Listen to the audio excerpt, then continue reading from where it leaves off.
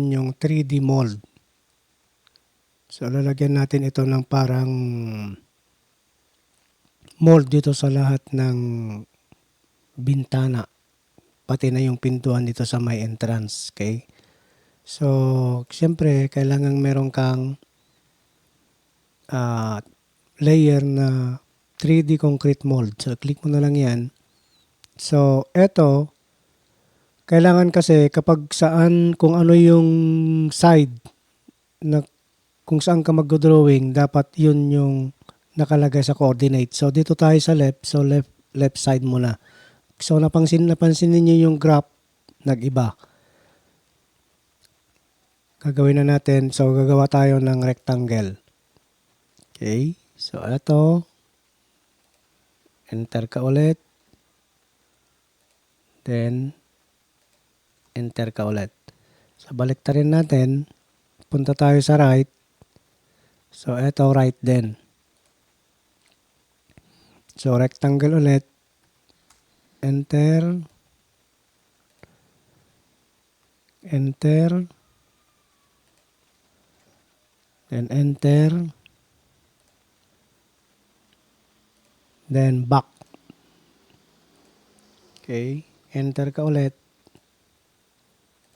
Then, we have front. Okay. Ikot na lang natin. So, enter ka ulit. Kung hindi na yan, so rectangle ulit. Pati sa pintuan. Enter. Dito sa may window 1. Enter. Then, enter. So, off natin yung ating 3D wall. So, yan lang yung matitira. So, balik tayo sa Word. So, offset natin ito ng tigo 100. So, offset 100. Okay. Offset palabas. Lahat yan. Okay. Then, saka tayo pre-press pull na naman. Okay.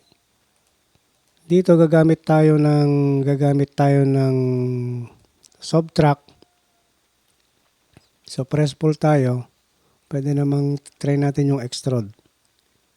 Okay, kapag ayaw, press pull tayo. So, this is 50.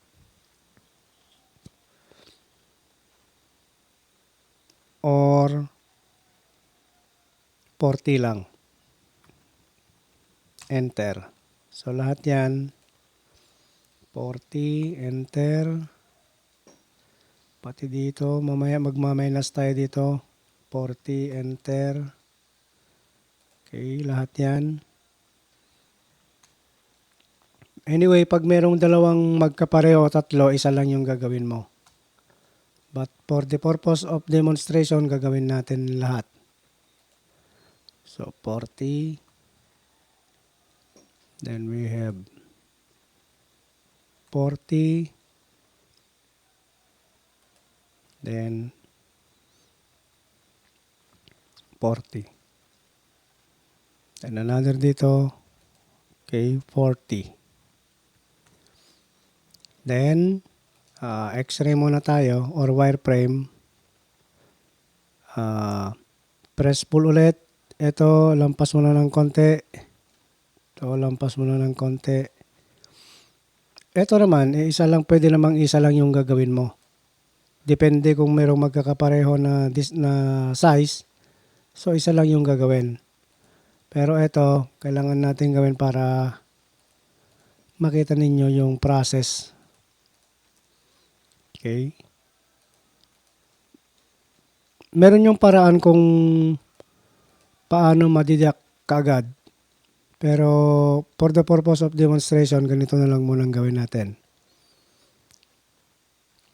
So, pwede naman, ito, union mo yan. Para isa na lang. So, 3D. 3D. 3D. Then we have 3D. Okay, 3D, 3D, 3D, 3D, then yung 3D niyan. So, enter mo na lang para isa. Ito naman, yun mo na rin para minsanan yung pagdidak mo. Okay. Pwede namang isa-isa. Pwede namang by bands. Halimbawa ito.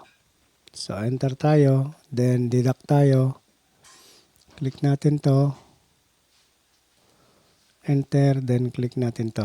Enter. So, nandidakan na kagad. Solid. So, meron na tayong 3D mold doon.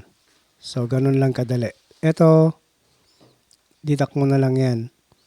So, pwede nating, or kahit naman na hindi, kasi mawawala din yan pag nagkaroon na ng, press pull mo lang yan, nagkaroon na ng, okay. So, that's it. Tapos na. So, next na gagawin natin, pwede na tayo maglagay ng ating mga windows and door. Okay? So, yan yung paraan kung paano natin gawin yung mold. So, check natin lahat.